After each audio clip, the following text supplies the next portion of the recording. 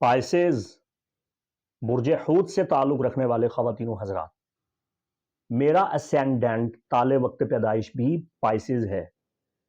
तो बहुत बड़े बड़े बदलाव आ रहे हैं इस नए चांद की वजह से। जो नया चांद हमारे जायचा के, आपके जायचा के 10वें घर में, हेवन गेट में, औटार गेट में, वतद में हो रहा है, मामे उरूज पे।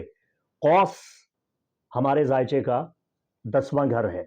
मेरा राइजिंग स्टार पाइसेस है, वो जायचे के 10वें घर का नया चांद। इसका जो कमरी सर्कल है ये मई 2025 तक 6 महीने के लिए आपको, मुझे, हम सबको मुतासिर करेगा। हमें ना शुरू में बड़ा डर लगेगा, तजब्जुब आएगा, हिचकिचाहटों का सामना करना पड़ेगा, लेकिन हमें खतरे को मोल लेना है, कंफर्ट जोन से बाहर निकलना है। और उस जोन से बाहर निकलना है जिस जोन से आज तक हम बाहर नहीं निकले। नई चीजों को आजमाना शुरू करेंगे।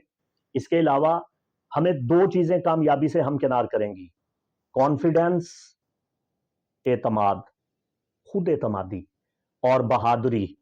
अगर हम अच्छी बहादुरी का, ये बदमाशी नहीं, जोर आवरी नहीं, गुंडागर्दी नहीं, बहादुरी एक अच्छे अंदाज से अगर हम उसका मुजाहरा करेंगे तो मई 2025 तक हम बहुत सी खुशियां हासिल करेंगे।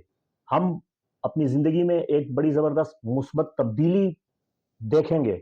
हमारे मकासद पूरे हो जाएंगे और जो हमारे खौफ और खतरात हैं उनका खात्मा हो जाएगा। उनसे हमने बिल्कुल नबुर्द आजमा होना है, मुकाबला करना है। अपने अंदर का जो खौफ है उसको निकाल बाहर करना है। एहसास कमतरी का हमने खातिमा करना है। हमारे 10वें घर का ताल्लुक जो है वो हमारी किस्मत के साथ होता है। हमारी किस्मत का जो जायचे में 10वां घर है वहां पे ट्यूबलाइट जल पड़ी।